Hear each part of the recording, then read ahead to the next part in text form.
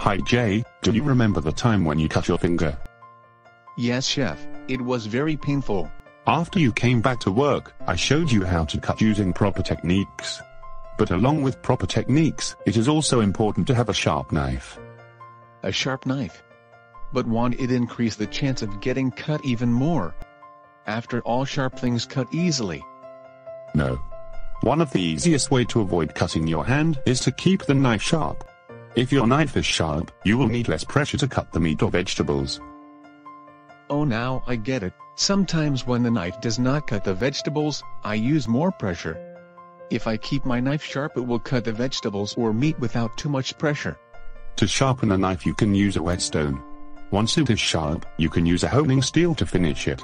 There are many types of stone available in the market, but for kitchen use, we normally use water stone. If you would like to buy a whetstone, I have put the links to various products in the description box below. Some are inexpensive and some are really professional grade, so do check it out. If you purchase the stone after clicking onto the link, we do make a commission. If you wish to buy directly, just tell your purchase department and they will get it for you. Remember, a sharp knife along with good cutting techniques will help you keep yourself safe. If you like this video, do give it a thumbs up and subscribe to the channel to go along this learning journey with me.